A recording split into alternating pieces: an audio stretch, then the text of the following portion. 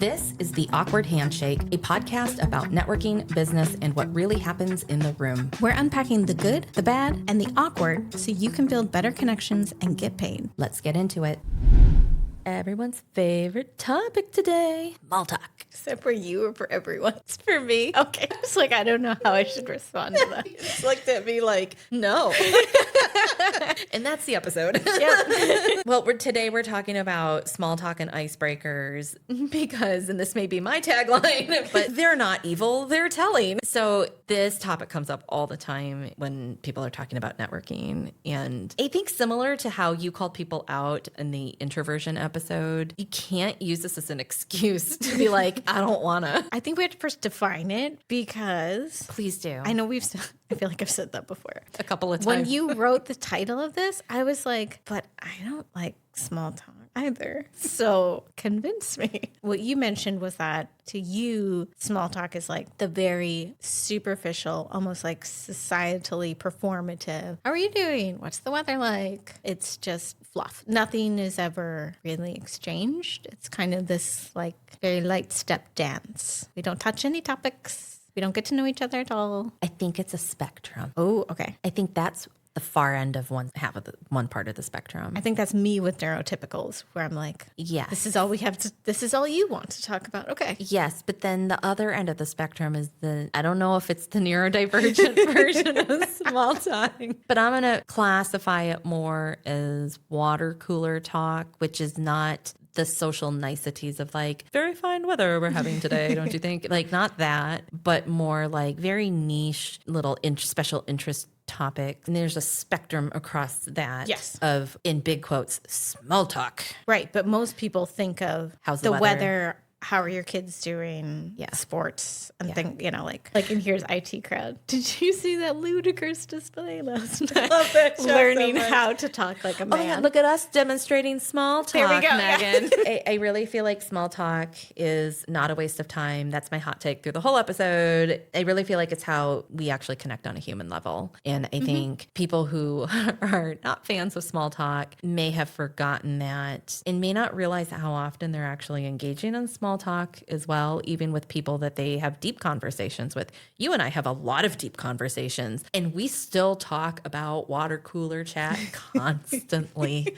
And it's part of what strengthens the bond and helps us continue to get to know each other and grow. Like, I don't think that there is what you and I are doing today and have today without the small talk. I think too, people who say that they don't like small talk, either they only have that one view or hate it, but we're just going to say it. You might just be boring. Oh, I didn't say it first. I know. Oh my God, I'm so proud of myself in this moment. I didn't say that I'll first. be the bad one. Yes. It means it's a valid question, though. Are you even interesting? Because some people, maybe they hide all of their secret hobbies somewhere, but they don't bring it with them. And some people, Sorry, I have to laugh at that. How can you hide your secret hobbies? Doesn't everybody display them like the rest of us?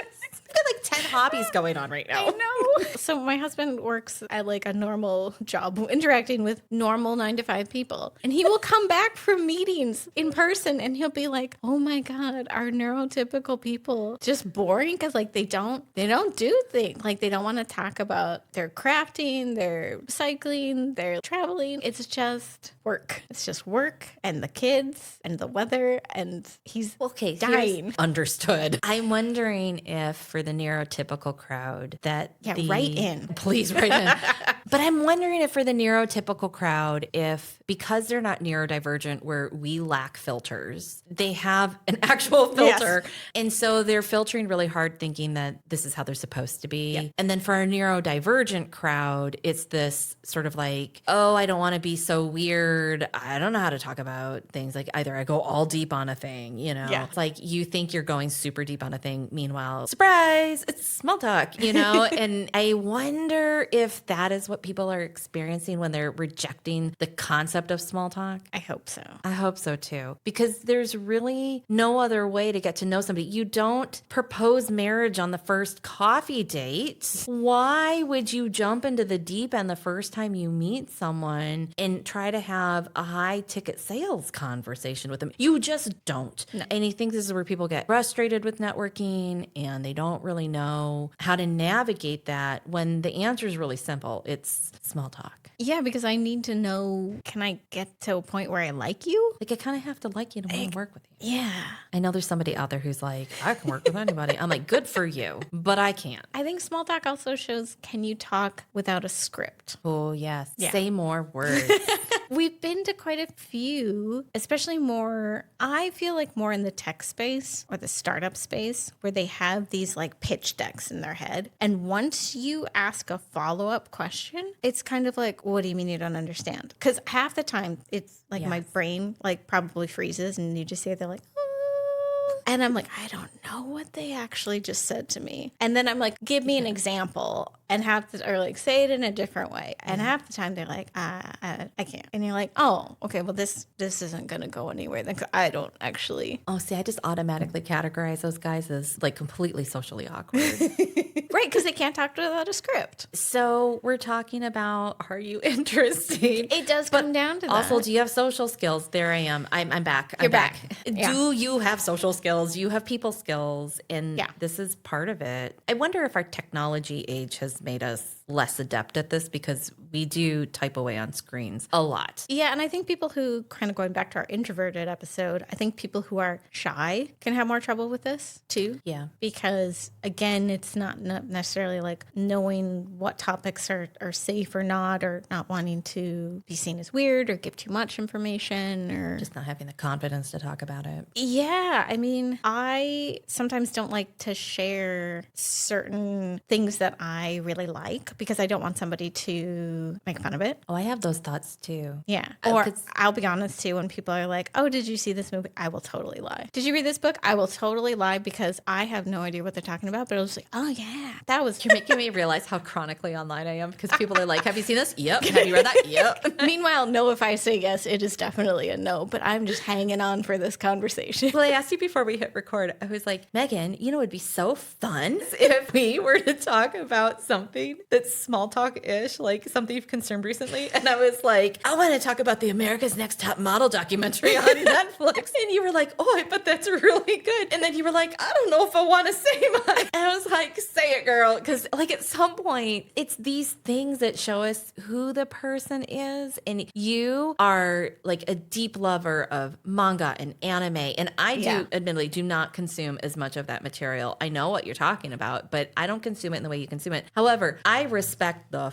fuck out of your love of those things. And I think like when we talk with people about these water cooler topics, I don't know if it's like people think that they have to agree or have consumed it or like it in order to be like, I respect that person's right to like that thing, you know? But it tells me a lot about you and it's cool. It does. And I never feel like when somebody says that they really like something, it's never I can't be friends with them because they like that thing and I don't like that thing. You are correct in that it tells you so much information because there's tropes and genres for everything, right? And so I know that if you like true crime, like I know what else you like, you know, and you can start to see where your commonalities would be and like what those Venn diagram overlaps would be. But I think it also just paints them as a more interesting, layered person. Yeah, they're more multidimensional than just this is at a business event and this person sells this and thing. I read Business Insider. Yes. And you're like, great. Is that your favorite magazine?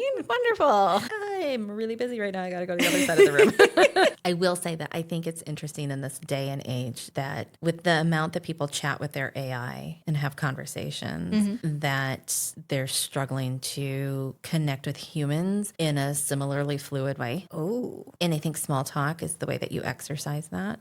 Interesting. Like how many small talk adjacent things do you feed into your little robot friend? Not really, no. Usually you go into it and you're like, super I have a deep, purpose. I have a purpose, or I'm investigating something. Also, I'm not going to ask if they have watched the Project Runway. No, because I'm going to do like a fact check. Or America's Next Top Model. They wouldn't have watched that. No, they would have watched neither. I mean, they have reference because they can script the internet for it. So if I'm doing like a fact check and I'm like, who was the winner of season 11 of Project Runway? You know, or Cycled 15, America's Next Top Model. Like, who won that? Yeah, they'd find the details on it. But I wonder, like, is this a skill that's atrophying? That's so interesting. Because also, like, with social media. You don't do it on social media. No, people will leave comments. And so you got people who are like really strong on their comment game. Yep. And they know how to share things, but they're talking at people. They're not talking with them. Not at the same time. Water cooler chat requires you to talk with people. They have to be part of the conversation. You can't just talk at them and give them your talking points. And we all went into our home office. Well, let's get into our main points. Maybe somebody will have some big aha moments while they listen to us today. The first thing we want to do is debunk the myth that small talk is a waste of time or doesn't lead to deeper connections. I really feel like this gets back to your main point that you made a note for, was how we originally like clicked and bonded, which was the first question of this entire podcast too. I know. For anybody who's like, yeah, what's the point of small talk? I mean, I think fairly soon after saying, hello, my name is, I asked you what your favorite dinosaur was. You like did not wait for a segue. You were just like, you looked at me across the table at Relevant Coffee in downtown Vancouver on Main Street, and there was no segue. You just looked at me and kind of your head, you do this thing when you're curious and you like tilted your head like a velociraptor. And you were like, so what's your favorite dinosaur? And I was like, oh, we're having this conversation. And I was like, it's a stegosaurus, duh. And then I saw your like clicked in you and he was like, oh yes, finally. And it's because I had been doing all these coffee dates with people. And that was when I had like recently been diagnosed and I was starting to get that sense of like, this conversation isn't working well. This conversation isn't working well. This one seems to be working well. Mm-hmm. And the topic range in the conversations that worked well would be vast and wide. And that was kind of when I was like, I wonder if this is another neurodivergent person. What is a way that I could give myself a cue to know, hey, we can go wherever we want here and know that it's going to be okay. And I came up with Dinosaur because of the few people that I had asked. Like most people, like favorite color, neurotypicals got it on lock, right? Easy. How do you pick a favorite color? See, I've cycled through all of them in childhood. Like I cannot pick a favorite color. Oh, that's interesting. Yeah, mine changed every month as a kid. It drove my family nuts. No, I was definitely a pink kid when I was little. I love pink. Like most girls who love Barbie will love pink. My first was black. That makes so much sense. So much sense. But yeah, then I went to art school and I developed such a deep appreciation for the entire color spectrum, which you and I have talked about. Speaking of small talk, yeah, we both talked about color and design theory, and it's fascinating. And after that, I was like, I just can't imagine a color being ugly or my favorite or pretty. I'm just like, the whole spectrum is so fantastic. How can you not appreciate the whole spectrum of colors? So I just see, but neurotypical would it's one and it's on lock, as what I've noticed anyway. Oh, that seems so limiting. And it hasn't changed since childhood. So Dinosaur was what I picked up on because generally neurodivergent people have preferences for things that neurotypical people have not considered. They will have a favorite type of chair. They will have a favorite type of dinosaur. Most people have a coffee order, but like there's just more favorite things. Spoons. Yeah. Like cutlery. Flatware. Yep. Because we've just given it more thought. We have preferences. We've given it more thought. Yeah. It consumes more of our brain space. Mine is in handbags. I'm obsessed with the correct type of handbag. See, but this is what makes you interesting. Do not ever give me a floppy bag because they drive me fucking bananas. It needs to have structure. It should stand on its own when you put it on the bag. Handle's not too long nor too short. But so this kind of talk generally leads to those deeper conversations. Yes. And if anybody's like, I have another one too, where there's a clear clear through line. And that is when I was vending once in San Francisco, I had a very random conversation about some San Francisco locations with somebody who was at my booth, and like, you know, what art materials I use, what books I read as a kid, things like that. Like we got deep. And then a few weeks later, she emailed me and was like, hey, I work at Google. I'm needing an illustrator for a job. Can you come to the headquarters so we can like do a little interview? And I was like, oh, okay. Like, why me? And she's like, well, we chatted and I think you're perfect for this. It's cool. And so, yeah, like you never know where it's going to go, but you can get like kind of like skip levels to friendship in a way by doing the small talk. And it can also make you very memorable. I have this what that's the word most people use to describe me, yes? Yes, I would agree. The Trader Joe's checkout people, that's what have told me. And I'm like, why do you know me? And they're like, oh, you're memorable. And I was like, oh, okay. Actually, Megan, I think Trader Joe's is the perfect place to practice your small talk or water I cooler love chat. the checkout people. Because their checkout people is clearly part of the company culture. They are trained to engage with you and to be able to chat for just a minute or two with your checker while you're checking out for your groceries. Oh, I've got a watch guy. We talk about G-Shock watches. I've got a cat lady. We just talk about her cat. Oh my God, you got like every category. I've got one lady who just keeps me updated on the weirdest purchase of the day. I get to pick when I check out. I see them all lined up and I'm like, which one do I want to go to today? And I'm like, we're doing the watch guy. And I'm like, all right. Oh, that's hilarious. That's awesome. It's like an advertisement for traders. I love it. But also, think about it. But Costco is yours. Costco is mine, and I You do bond chat with so quickly with people over Costco. Well, it also helps that our friend Veronica used her 3D printer to make me one of the trays that goes in the cart. So now all the checkers want to talk to me. They see me at the Camas Costco now, and they're like, you're back. They know because I have my little tray. But at networking events, when you bring it up and you mention that tray, you are like Costco royalty. Yes. And also, so many people love Costco. And it seems like it would be such a silly thing. And yet, I know that that person values certain value systems because Costco is known for high customer service, as is Trader Joe's. And Costco, Unusual items. Unusual items. And Costco's known for an extreme level of quality because of the buyer system that they use. Efficiency. And then there's also just like in terms of ethical consumption, people are enjoying stores like Costco because of where their leadership values lie. And so it tells me a lot about the person that I'm dealing with. If somebody tells me and they pay money. And they pay their employees good. Oh, I meant you pay and also you pay to be a member of it as well. Which shows you something about that person. Yes, because Costco has all kinds of statistics about their people. Promotion. Yes, promotion. Costco members typically fall within like a higher socioeconomic class. And there's just so many things about a person. It's like if they have a membership, I can assume that they fall within these demographics of Costco, which fits the demographics of the people who are most likely to do things with me in the studio one way or another. And as we have determined, good people know other good people. So there goes the network, right? I have had it happen before where I express my honest and undying love for Costco. And somebody will be like, oh, I'm a Sam's Club person. And big red flag. It's a red flag. I'm like, yes, you might be nice. But especially if they double down on Sam's Club, because that has happened before where they're like, no, they're like, no, Sam's Club. And I'm like, okay. I have to go find Megan. I suddenly need more refreshments. I think like you have really touched on something important with that because those small things are not small. No, and I think given what you were talking about, you can piggyback on fandoms. Yes. Costco has a fandom and it overlaps Venn diagram wise with who you want to both have as your client and your collaborators and your friends. So bringing them up is the same as like back in the day when you were in high school and you're like, what band do you listen to? Are you NSYNC? Are you Backstreet Boys? And this tells you when I went to school. But I think doing it, you can piggyback on fandoms and use them. There would be something that your people would be into, whether that's a movie, a book, even just that genre of books, right? I know that my clients are John Grisham fan, anything legal drama. Well, it's like Alex Hopkins, who runs all the money in my business. We're going to try to have Alex on the season. Alex and I, when we first met, engaged in small talk, discovered our mutual love of OG Buffy the Vampire Slayer. Did you know that they're trying to bring it back? They're reviving the show. Yes. Speaking of small talk. Nice. Example of small talk.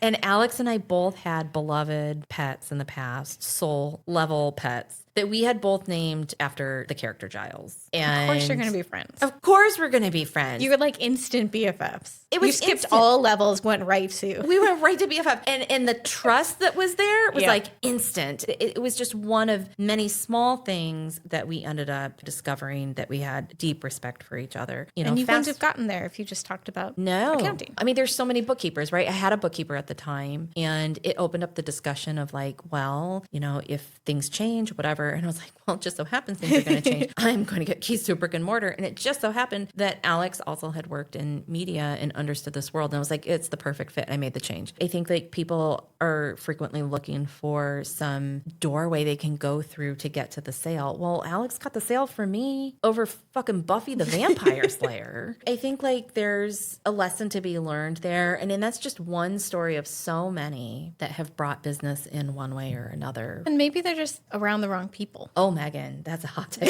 I feel like somebody felt that wrong. Well, my thought was like, did I watch the Super Bowl? No. Did I watch the halftime show? I'm going to be honest. I watched the like highlight reel because it's not my type of music. I don't do American football. And so I was like, if I have to go to a water cooler, like if I worked at a normal place with a water cooler and everybody's like, did you see that ludicrous display last night? I'd be like, I'm out. I want to skip all of this because I don't care. So it might just be, you don't always hit it out of the ballpark with Buffy. You don't always like, yeah. But you have a range of, hopefully. Hopefully. Are you interested? Hopefully you have a range. We're in Portland area, technically Vancouver, but like hiking and mountain biking, good guesses, right? Mushroom foraging. Oh my God, yes. Tell me where your patch of morals is. I want to know. Can you tell I spent the weekend looking at there are classes to take? And yes, my husband was like deep diving into which one we should go on. But there are so many things. Yeah. Even if you just like enjoy local shops like the farmer's market on the weekends or something. But like these things count. But it does make me wonder how much or how little people get involved by talking with other people. Yeah. Like, do you go to the farmer's market and love it genuinely, but then you never interact with anybody, which is kind of a shame because the vendors there, oh my gosh, really, they can give you so much good business data too, but they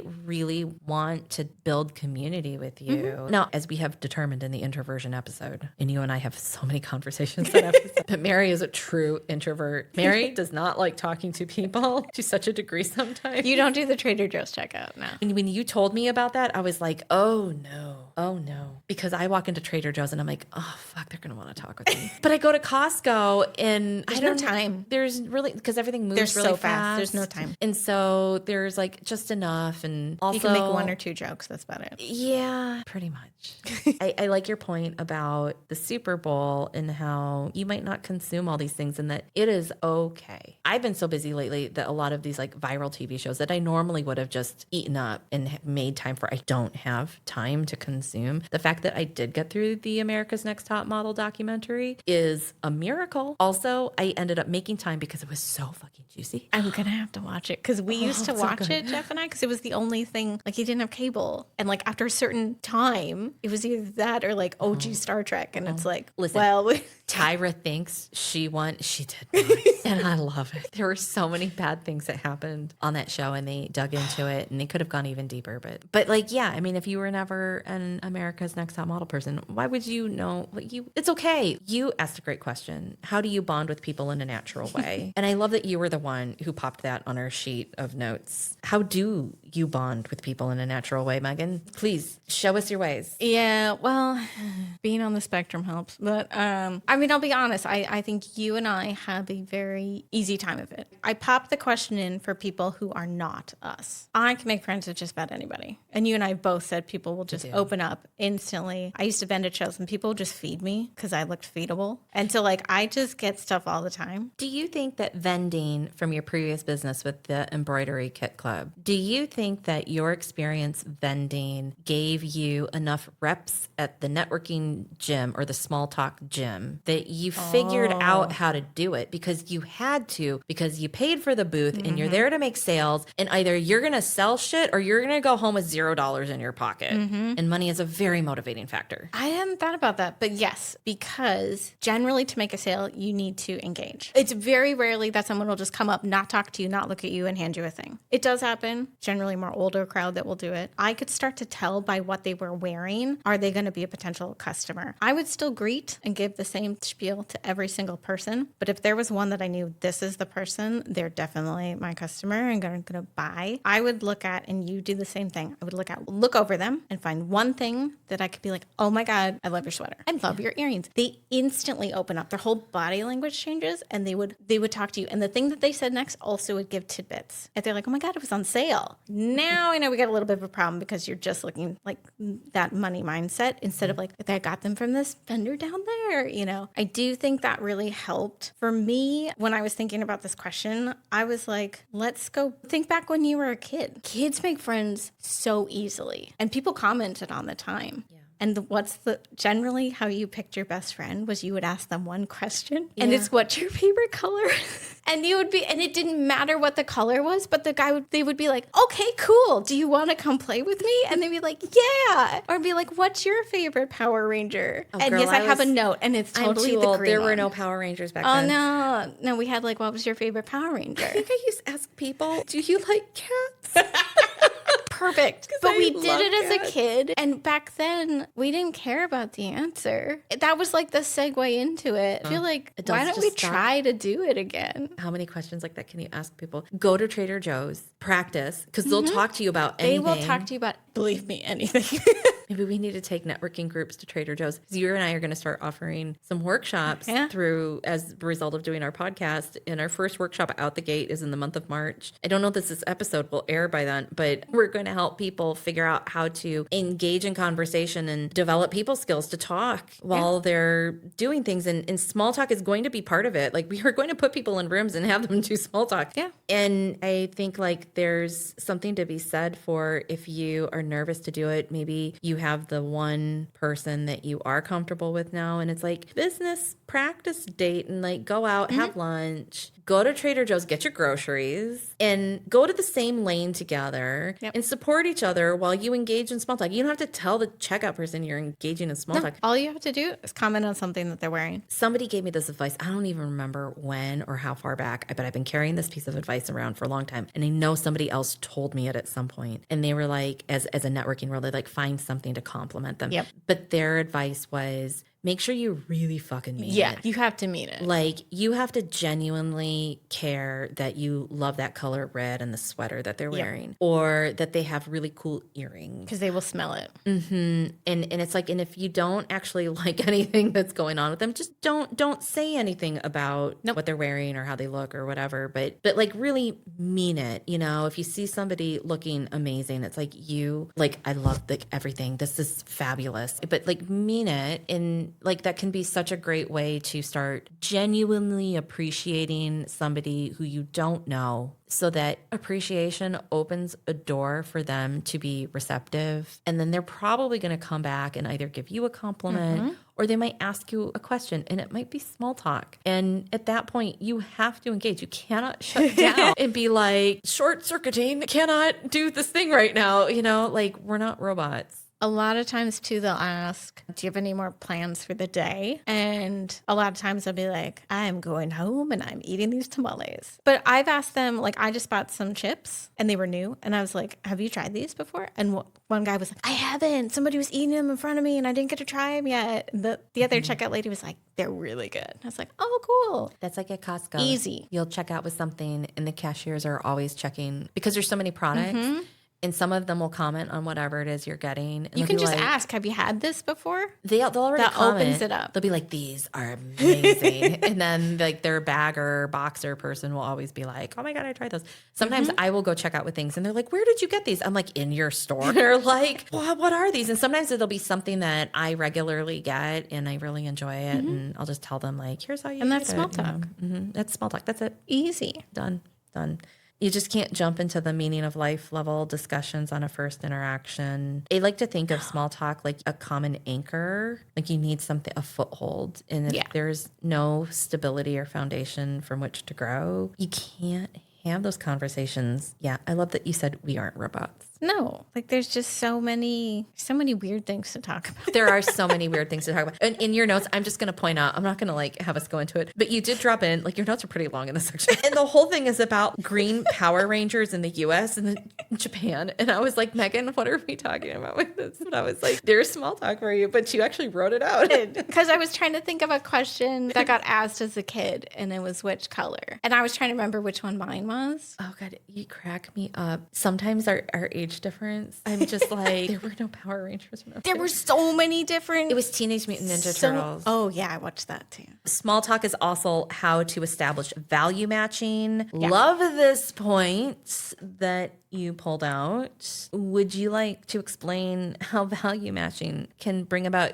your fandom, Megan? You kind of brought it up already. I did, yeah. So like when you brought up Costco or Trader Joe's, they have values that people align with. And so you can, when you bring up certain things that you like, you know, if the other person likes it too, you know that there's this commonality between you. I went to Nedra's Quiet Networking, and the first icebreaker was, what is your song of the summer? And it went around the room, and it was like some classics, the top of the charts song of the summer. And I went, it's Golden from K-Pop Demon Hunters. And two other women went, yes! And I was like, okay, we can connect. And everybody else is like, I don't have kids. I'm like, I don't have kids. Do you know how many people who don't have kids were nerding out of that? Right? Oh, but it's still, that's the first thing people say is, I don't have kids, so I didn't watch this. Why are 30 and 40-year-olds into K-pop Demon Hunters if they don't have kids? Because we're fun. Okay? Well, I could give you a TED talk on this right now. It's anime adjacent. It's manga adjacent. Listen, after having worked in the animation industry, the number of adults who are like, but that's children's programming. And they're boring. Like, oh my God. They're so boring. You're so boring. I can't talk to you. No, can't be friends. No. I'm so glad we agree on that. So there's values matching there. I instantly knew I want to meet these two people because they also were like, yes, all the songs. Yeah. Let's go. I think if you can figure out the values that you have, the values that your business stands for, and then you can start to, you know, make that kind of persona of somebody you want to meet. Yeah. And where's the Venn diagram? Where would they shop? What movies would they like? What books would they like? And it can also just be your personal ones that really have a deep-seated, like your identity is kind of built on these things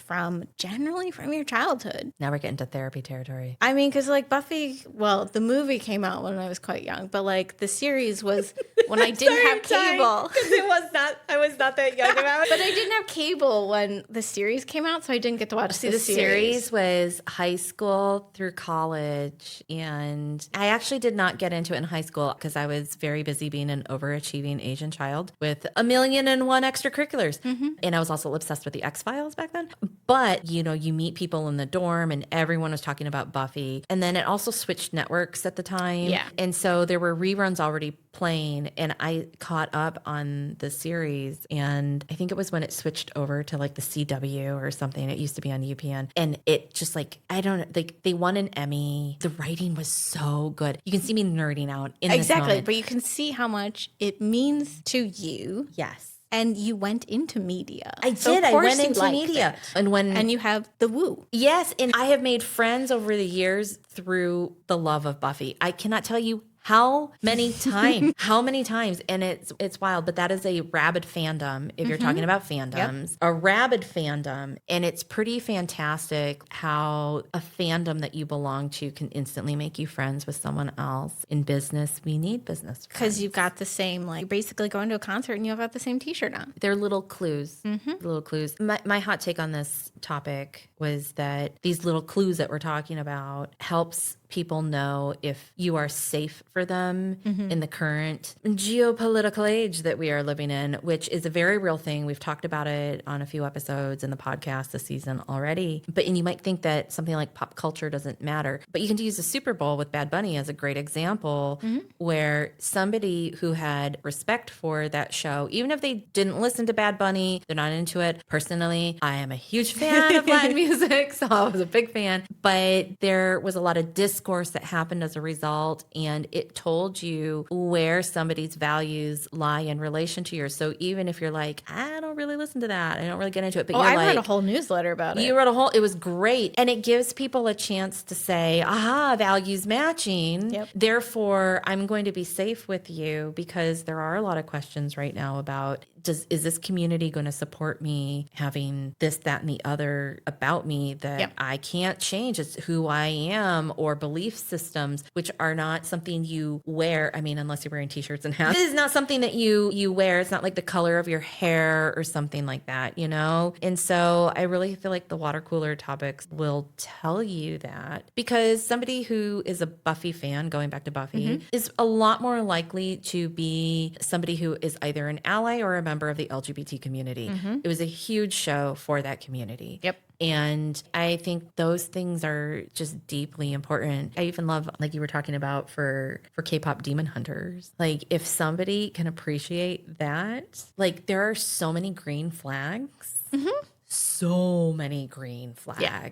And not used as an excuse, well, my kid liked it. But like, no, I genuinely, the songs are on my playlist for the gym kind of thing. I had a lot of people who are like, well, I've heard it because, and they use the kid as an excuse. And I was like, are you just not being honest? You can be honest. It's okay to like it. Yeah. I wonder if people like that have trouble being fun in general. I think America has this weird thing, and that's why I always have trouble with the anime and the manga still, because I grew up in the age where, I mean, it was the equivalent of porn. You know, like, you don't tell anybody that this is what you like. It's for some reason just blacklisted you. And so I think in America we have like you are over 17, you do not watch cartoons anymore. It is not a sign of like a neurotypical, you know, like a well-formed brain adult. Like, we just don't. And it's like, but you're missing all the fun stuff. Do you know? Like, Japan has no problem with this. Korea has no problem watching this. We're the only ones being puritanical right now. Yeah, there is. And that's not letting ourselves like what we like. Yeah, there's been sort of like a downturned nose in the adult Western communities culture around comic book collectors, comic books, animation, that it's for kids. Well, after working for Disney and by association Pixar. Dude, Disney adults are my God, thing. the rabbit Disney makes fandom. probably more money off. Well, they would make more money off them because they're adults with money. Yes, and they do. They really do, actually. But also, Disney fans have a certain culture to them. They have a certain love of certain things in a very particular way. But if you are not like moi, you don't drop F-bombs every other word in your sentences, you're probably a Disney fan, you know, like, which is hilarious that I actually worked for them. But then I left because I was like, I don't fit in here. Like, I don't belong here. It doesn't fit for me either. My sense of humor is a little too dark for that. And there's so many other things. But it's values matching. But it's values matching. And it's like, I love the medium. I love the creative process. I have favorite characters, just like everybody else. I sing along with the songs. And so you have a range in have your a personality range. of interests. Try to have interests, you know. so that you can be interesting. If you go real hard on being an uber fan of Disney or manga and anime or whatever, it's like, let yourself go there. You will find your people. I mean, yeah, so like Japan has a word for it, but it's got negative connotations. They are trying to take it back, but otaku, it generally is associated with you don't leave your house because you're so into it. Well, I mean, that would be like video game players. Yes. You know. Yeah, they're a video game otaku. Yep. Yes. That's an interesting thing. Okay, that might not make the episode. Small talk. But small talk. The final big note that we marked down was, what if the whole conversation is small talk, and is that bad? Yeah, I came up with this one because I felt like someone would wonder this, and we both have had this happen where we've had a chat with somebody in a networking event, and that was all that it was. And it kind of depends on did you connect at all? Yeah. If none of your shots landed, then I have a totally different take. Okay. I mean, in my notes, it was like, no, it's not bad. Because no, it's not bad. You never know how it might spark a connection later. Oh, completely. But also, sometimes I can tell by the way we're chatting, this is not a fit. Yeah. And out of compassion and consideration for someone, I will engage in small talk with you, and it will remain in small talk because the other party is also not not really able to take it out of small talk. But it might be, that's the further end of the spectrum, right? Yeah. Like weather, sports, business. How's your day? Small talk. I mean, my range of small talk is pretty fucking wide. Yes. Okay. I mean, you want to talk hockey? I'll talk hockey with you. Yeah. And not just heated rivalry, okay, but like real hockey. Do I have things to say about Olympic hockey at the moment? But there's like sometimes, because yes, I do have a range too, but like you will end it with exchanging info. Yes. You will end it without saying, let's have a coffee chat. You will just just let it drift. Yep. And that's fine. And that's fine. Because you got your data. And if the other person really wanted to connect, they would ask. And if they're not able to connect, I don't believe that we're meant to connect. I don't believe so. I really feel like nobody ever said that small talk is bad. I'm just going to keep. But also, if you're in a really super busy room, which you and I have been in many of those, you're just not going to have deep heart to hearts. And if it's a super busy room, it's also probably super busy loud, which means you're probably only hearing every other word they're saying anyway. So you kind of can't have those super big conversations. And I just felt like when we were putting our notes together, like the thing that was getting under my skin was you just have to stop putting so much expectation on every conversation. And I do wonder if that's when people reject small talk, if that's where it's coming from. It's like they want the deep conversation now, not later. And it's like, yeah, but you can't put that expectation on every interaction you have. No, because it generally takes a few. So like your first time, you might just talk about hockey. The next time you might talk about heated rivalry. And the next time you might be like, do you want to come onto the podcast? That's quite the segue. Do you want to go to the romance bookstore with me? Didn't seem like the right leap to make. But it might be, right? And you and I have seen how much our love of romance books and reading has brought us so much more community while we have gone deep on conversations around different romance titles specifically, or authors, or just, aspects of the entire genre. We frequently end up in small talk versions of those conversations. It sparked a lot of really good discussion with really interesting people. Well, you got booked to speak. I know, I got booked for a paid keynote to talk about romance fiction. And it started as small talk. It did start as small talk. It did. It's a good filtering mechanism. And I would say like the people who don't like small talk probably are in a deeper desire for a higher filter. And I'm like, guess what? That is your filter. Because my hot take for the end of the episode was just like an extension of the expectations people put down. And I just felt like, I think sometimes that also dips into the desperation when you want to jump over small talk. Like, I get it. You want to make money. You want to make a sale. You want there to be a deeper connection for a very specific reason, which is probably something along the lines of, I need to make some more money. For mine, it was like, can you flip what most people see as the script and see small talk as valuable? So can you see it as like, can you be curious? Can you investigate? It's also just necessary. And, I kind of put like, think about it like when you're on your first date with somebody, right? Like you're asking it's a lot of lobbying back and forth. Do you read? What do you read? Do you go to the movies? What movies do you like? Are you into any sports? Like, oh my God, do you know what I wonder?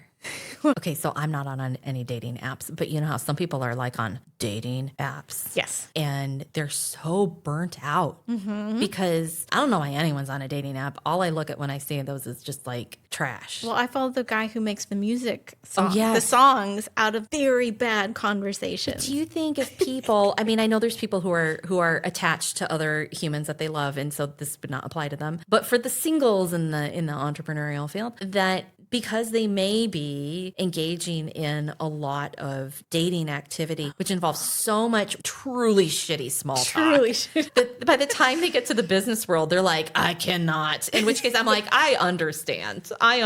They're expecting it to just, from the song versions that I see, it's like 2 normal question answered. And then it just is like train wreck. So there might be some trauma where they're like, I don't want to know where it's going to go. The business coach in me would be like, so where are the priorities then? Because if you've prioritized your dating life over your business life, I don't know. Think of a good first date with your like book boyfriend. He's going to be curious. And some book boyfriends would have stalked you and know everything already. But imagine it's the other type. I don't know that we're selling this very well right now, but the dating analogy is spot on though. Because you come in not knowing anything. But just a little bit. I'm having this aha moment right now, though. Like, if small talk or water cooler chat in some other aspect of life has burnt you out, maybe you just do too many dating apps. I don't know. But it's burnt you out. Or you work with people who aren't like you. Yes. Or I could see even with parents do so many activities for your kids and you have to talk to And people. all those other parents just want to talk about their kids. And it's not your choice to necessarily always be in that room, whether it's the PTA or whatever else. The kids' parents in your kids' class are who they are. And that's who's in the room. Yep. You don't get a choice in that room. And, you know, if you have to engage in so much small talk in all these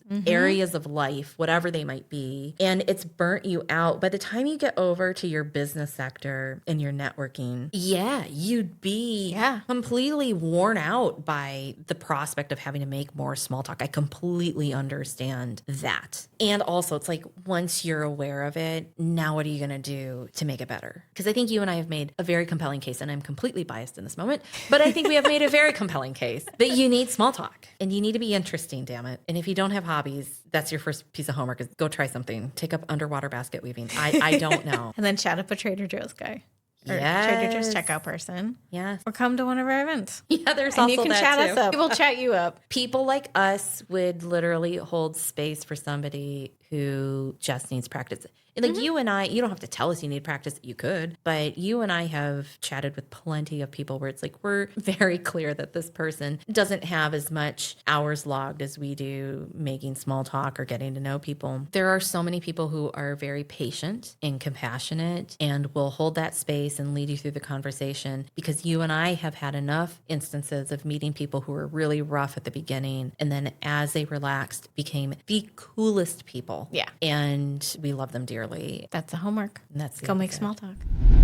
That's it for today's episode of the Awkward Handshake. We record at Sasquatch Media Grounds in Vancouver, Washington. I'm Megan, co-founder of Fat Cap Design and creator of PDX Spellbound. And I'm Mary, founder of Sasquatch Media Grounds and Sensible Woo. You'll find links to everything we mentioned, guests, resources, and ways to connect with us in the show notes on your favorite podcast platform. That's also where you'll get updates on where we're headed next and when we're inviting listeners like you to join us for guided networking in person and online. Don't be passive. Click the links, pick better rooms. We'll see you there.